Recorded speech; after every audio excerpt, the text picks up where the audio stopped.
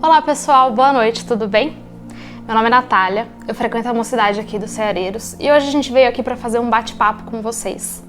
E antes da gente começar, a gente vai fazer a nossa prece de início. Então para isso a gente vai fechar os nossos olhos, elevar o pensamento a Deus, pedir inspiração para esse momento, que a gente consiga entender o nosso pensamento, esse bate-papo de hoje, que ele fixe nos nossos corações, nos nossos pensamentos, que a gente consiga levá-lo aos nossos próximos, aos nossos queridos, que a gente consiga levar isso para a nossa vida, que assim seja. Pessoal, a gente trabalha aqui com a mocidade dos Ceareiros e a gente vem aqui nesse mês de novembro para comemorar o mês do Jovem Espírita. A gente tem um dia do Jovem Espírita sim, para você que sempre reclamou que nunca tinha um dia para comemorar, a gente tem. Dia 13 de novembro é comemorado o dia do Jovem Espírita. Então hoje a gente vai falar um pouco sobre as pessoas, sobre os jovens que trabalharam em prol da doutrina, que nos ajudaram, que nos inspiram tanto nesse trabalho que a gente faz até hoje e que tem muito a ser feito. Desde que o mundo é mundo, o jovem participa, o jovem trabalha, seja com o seu intelecto, seja com o seu físico. Ambos são importantes. Então a gente vai começar hoje falando sobre Jesus, que foi crucificado aos 33 anos. João Batista contava mais ou menos a mesma idade de Jesus, talvez com uma diferença aí de 2 ou 3 anos, mais ou menos. Dos 12 apóstolos que ajudavam o mestre, disse que apenas alguns deles eram os homens considerados maduros, que eram mais velhos. Segundo alguns historiadores e algumas obras mediúnicas que a gente tem, a média de idade era entre 20 e 30 anos desses apóstolos que ajudavam Jesus. Francisco de Assis tinha 20 anos quando algumas vozes espirituais se fizeram presentes, que ele teve contato ouvindo essas vozes que vieram dar um puxãozinho de orelha ali nele para falar: olha querido, vamos voltar ao nosso compromisso. Francisco de Assis assumiu o compromisso, né, com essa mediunidade. Aos 20 anos ele lembrou-se do seu compromisso assumido na encarnação. O Antônio de Pádua começou a jornada dele aos 16 anos. A Joana d'Arc tinha 18 anos. Na codificação da doutrina espírita, os jovens têm um papel importantíssimo para ajudar Kardec naquela época. Uma das histórias mais antigas que a gente tem, que a gente estudou na evangelização, que a gente estuda na mocidade, que a gente vai continuar estudando nos grupos de estudo, nas reuniões públicas, em palestras, são as Irmãs Fox, que eram aquelas irmãs que escutavam barulhos de batidas em casa e foram investigar o que eram aqueles barulhos. Elas tinham por volta de 14 e 15 anos nessa época em que elas começaram a ter contato com isso. O Kardec precisava da ajuda de jovens médiums para conseguir estudar, para fazer a nossa codificação. Kardec era educador, ele não era médium ostensivo e contava com a ajuda de um grupo de pessoas para fazer esses estudos. Dentre eles, as jovens médiums, que tinham por volta de 14 e 15 anos também. Camille Flammarion, que foi o chamado astrônomo-poeta, também teve um papel importantíssimo no auxílio a Kardec. E ele tinha 20 anos quando ele começou essa ajuda na codificação. Também marcando os estudos da nossa doutrina, nós tivemos o William Crookes, que foi um estudioso e escreveu várias obras sobre o fenômeno mediúnico físico. Ele era muito jovem e conta-se que o William concluiu seus estudos, educou-se mediunicamente antes de casar. Ele casou depois. E aí a gente pensa, nossa, mas que informação é essa que a gente passa, né? O que tem a ver o casamento? Aí a gente faz um adendo que na época os costumes e a cultura eram bem diferentes. A gente era criado para casar, para ter uma família. Os homens eram criados para estudar quando eram ricos e prover o sustento da sua família, sair para trabalhar, trazer dinheiro para dentro de casa, enquanto as mulheres ficavam em casa cuidando da casa, do marido, dos filhos. A gente não tinha todo esse acesso que a gente tem hoje aos estudos, por isso esse adendo. Olha a força de vontade da pessoa, conseguiu vir na contramão do que pregava a época. Leon Denis, que contribuiu muito com Kardec também, começou os seus estudos e os trabalhos na doutrina com apenas 20 anos. Aqui no Brasil, a gente também tem muitos jovens que trabalham e que trabalharam, que começaram cedo a sua vida na doutrina. A gente vai começar falando sobre o Chico, que tinha 5 anos quando começou a entender o que... Começou a entender não, né? Começou a passar por isso. A família dele passou por vários problemas. Ele teve a perda física da mãe, muito novo. O pai passava por problemas financeiros. Como era costume na época, a família era enorme, eram vários filhos. Com a dificuldade financeira, o pai deixou um filho com cada madrinha, foi trabalhar, conseguir dinheiro. Quando contraiu matrimônio novamente, juntou os filhos na mesma casa, e o Chico não se dava muito bem com a madrasta, tinha uns problemas de relacionamento aí, talvez vocês já tenham visto em filmes, em livros, a gente já sabe essa história. Chico saía de casa, todo dia ia para o quintal e encontrava a mãe, e a mãe já tinha desencarnado. Ainda muito jovem, Chico conseguiu ter a oportunidade de educar sua mediunidade. Lembrem-se nos filmes que a gente vê, nos livros, Emmanuel falando das 3 palavras para o Chico: disciplina, disciplina e disciplina. Aos 21 anos de idade, Chico psicografou seu primeiro livro, que foi Parnaso de Além Túmulo. Desde então, 400 e tantos livros psicografados para a gente poder estudar, fora todo o trabalho que Chico desenvolveu durante toda a sua vida. Entrevistas, programas, psicografias de cartas para mães desesperadas com as perdas dos filhos. Ivone do Amaral Pereira também tem livros excelentes que a gente pode estudar. E ela começou a escrever aos 12 anos, sem ter ciência, sem ter noção de que estava mediunizada enquanto fazia isso. Tanto a Ivone quanto o Chico tiveram esse contato com o mundo espiritual aos 5 anos de idade. Viam pessoas desencarnadas e achavam que eram encarnadas, sem conseguir diferenciar. Conta-nos Divaldo em uma de suas palestras que quando ele trabalhava como servidor público aos 20 e tantos anos, ele pediu ajuda de seus colegas de trabalho também, para poder saber se ele estava vendo uma pessoa encarnada ou desencarnada, pois ele não conseguia identificar e às vezes dava uma passadinha de vergonha lá com o pessoal, falando sozinho. Estes são alguns exemplos pequenininhos que a gente trouxe, são poucos exemplos, que a gente poderia passar horas e horas e dias listando pessoas, listando feitos que nos ajudaram, que estão aí até hoje para a gente poder compreender. Se a gente olhar ao nosso redor, a gente vai poder perceber que existem pessoas que trabalham desde muito cedo, ou pessoas que são jovens e trabalham. Qualquer mínimo trabalho, mínimo é modo de dizer, qualquer coisa que a gente faz já é uma grande coisa. Um sorriso que você dê a alguém, um abraço, quando a gente puder abraçar, óbvio. Quando você ajuda o seu vizinho a carregar uma compra, quando você ajuda a tua avó, quando você ajuda os teus pais a mexer no celular, porque eles dão trabalho pra gente com isso, sim. Tudo isso é um trabalho. Quando você vem ao centro e você se dispõe a, sei lá, botar a aguinha do passe, já é uma ajuda. Quando a gente comenta sobre essas figuras que viveram em outras épocas, a gente vai ressaltar novamente a diferença de costume, a diferença de cultura que a gente tinha. Antigamente, a gente era ensinado que a gente ia aprender, as mulheres, por exemplo, a gente tinha que aprender a cozinhar, aprender a lavar, passar, cuidar da casa, costurar, bordar. Se era muito rica, ela tinha chance de ter educação em casa para aprender a ler e a escrever, tocar um piano talvez, para ser uma moça prendada, para arranjar um marido e constituir a sua família. Os homens, por sua vez, quando eram ricos, tinham acesso ao estudo. Se não, ele ia trabalhar, seja de caixeiro viajante na lavoura da família.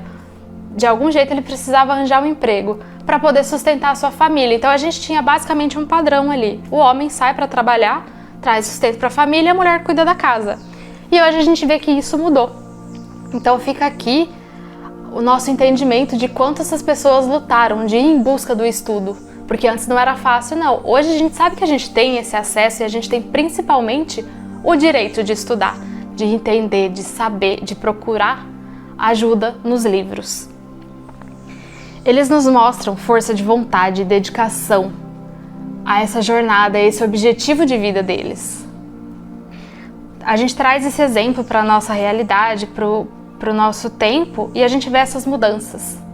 Não é que seja mais fácil, mas agora a gente pode, a gente consegue, nós conquistamos isso.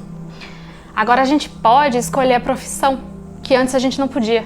Eram os pais, eram a família. Acreditem ou não, até o círculo social a gente não podia escolher. A sinhazinha não podia conversar com o escravo. Coisas assim que a gente para e pensa, fala, sério, isso acontecia. E agora você pode escolher os seus amigos, você escolhe a tua profissão, você escolhe onde você vai, com quem você vai, obviamente dentro ali, né, obedecendo seus pais quando é possível. Além da força de vontade, da garra que o jovem tem, a gente precisa ter um direcionamento. A força de vontade conta muito, mas a gente precisa ser direcionado, a gente precisa ser educado. Na escola a gente tem professor, a gente tem um direcionamento na escola. O professor busca conhecimento, estuda todo dia, toda hora, todo momento para passar pra gente esse direcionamento. E aqui no centro a gente tem esse direcionamento de uma forma um pouco diferente. A gente não vai encontrar professores aqui. Nós encontramos colegas de ideal. Todos nós estudamos, todos nós estamos juntos na busca de se melhorar. Aqui a gente vai fazer o seguinte, na mocidade, a gente tenta trazer a doutrina para o nosso dia a dia. Como eu posso ser espírita fora do centro espírita? O que acontece na minha casa, o que acontece na escola, o que acontece no trabalho, o que acontece com os amigos? Como eu posso colocar em prática tudo isso que a gente estuda?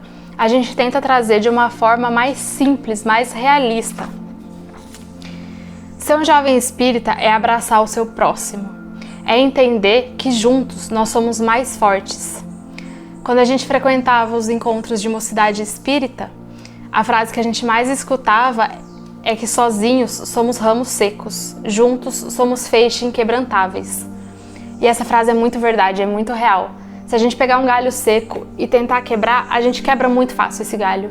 Se a gente juntar vários galhos, a dificuldade para a gente quebrar é muito maior. E é isso que a gente tenta mostrar, que nós estamos juntos, que a gente não vai julgar o próximo, que a gente vai tentar entender e te acolher e estudar a melhor forma de passar por isso. É durante a juventude que a gente aprende muitas coisas. Seja dentro da doutrina, seja na sua profissão, na convivência com a tua família, com os teus amigos, sobre a vida mesmo. É claro que é sempre tempo de aprender. Nunca é tarde para aprender, não importa a idade que o teu RG apresente. Você pode ser jovem aqui no coração e na mente. É tempo de aprender sempre, não é tarde, tá? Essa aqui é uma pequena reflexão que a gente trouxe aqui.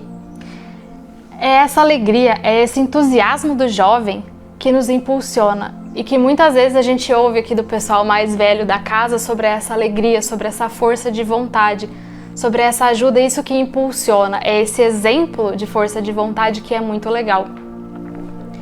É esse senso de amor ao próximo, essa justiça de igualdade que essa nova geração traz dentro de si. É a preservação do mundo que a gente vive. A gente precisa sim preservar esse mundão aqui que a gente está vivendo. Ele é nosso. É através da educação que a gente consegue fortalecer, que a gente consegue nos entender. Antes da gente começar a mudar o externo, é importante que a gente mude por dentro. Se a gente mudar o interno, é mais fácil, é menos difícil, digamos assim, da gente mudar por fora e dar o exemplo para os outros. Já nos dizia Allan Kardec, é pela educação mais do que pela instrução que se transformará a humanidade. A gente quer aproveitar esse momento para convidar vocês para conhecer a nossa mocidade. Nesse momento de pandemia, a gente está fazendo reuniões online, a gente se readapta. O importante é a gente estar junto, é a gente construir esse ideal, é compartilhar esse conhecimento. É óbvio que assim que possível, a gente vai se reencontrar fisicamente. Nossa, mas como funciona isso? É o que a gente já falou, essa proposta de levar a doutrina para a nossa vida.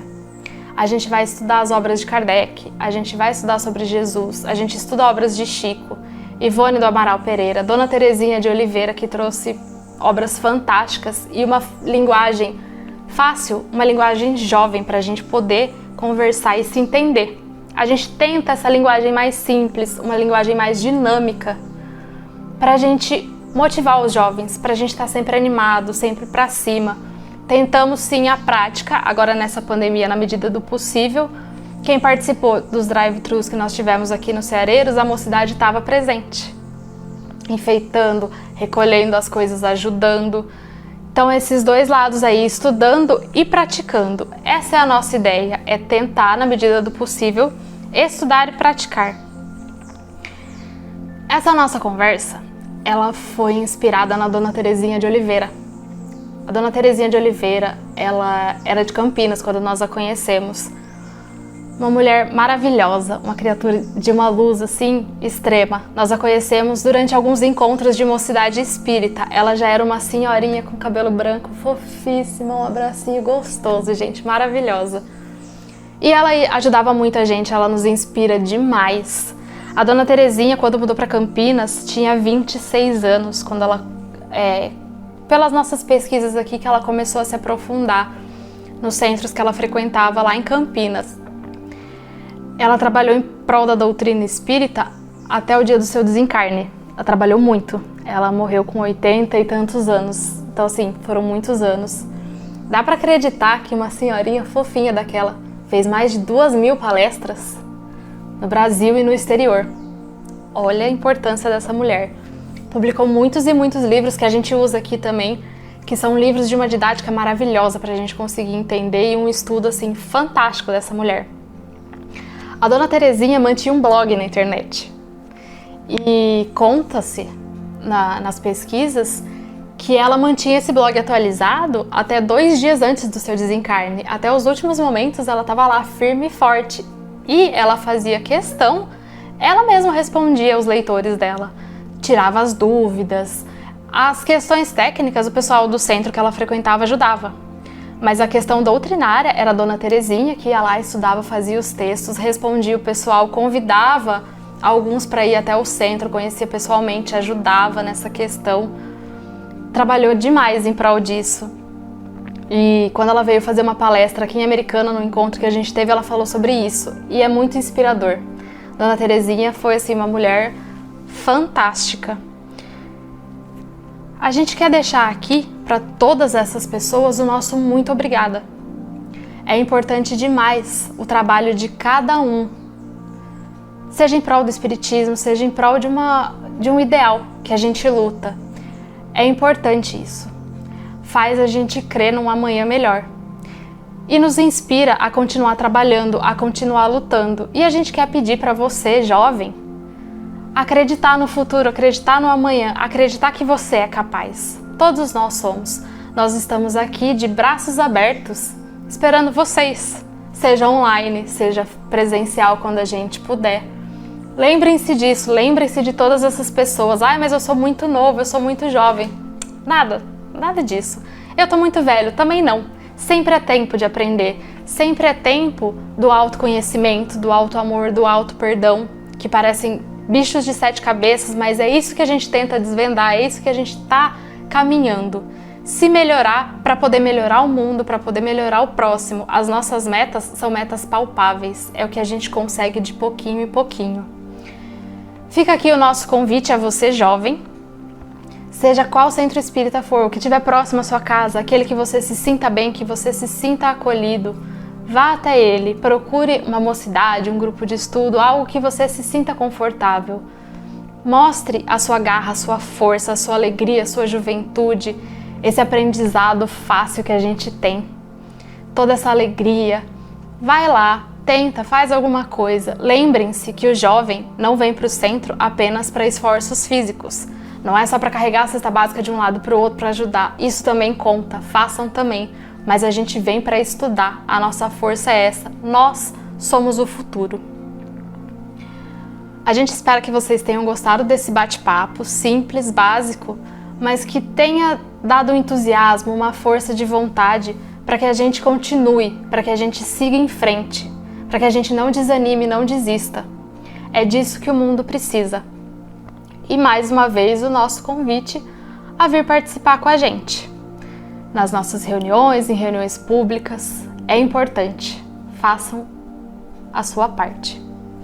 E como é de costume, a gente vai pedir para vocês deixarem o like no nosso vídeo, compartilhar com alguém, se inscreve no canal, ativa o sininho para receber a notificação dos vídeos que são publicados aqui e a gente vai fazer a nossa prece de encerramento antes de mais um recadinho para vocês.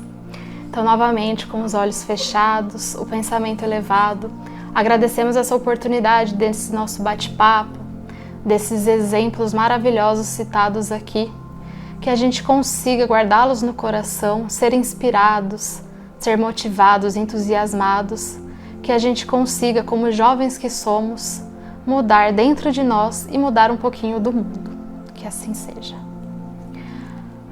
A gente vem lembrar a vocês tomarem cuidado, cuidem-se da mente, do corpo, de tudo. Atentem-se ao calendário de vacinas, tomem a vacina de vocês, por favor. Mantenham o distanciamento social, sim, a gente ainda precisa disso. Cuidem de si e do próximo. Sempre que possível, mãos lavadinhas. Quando não for possível lavar as mãos, álcool e gel. E, obviamente, a nossa querida e amiga máscara. Tenham uma excelente noite e uma excelente semana.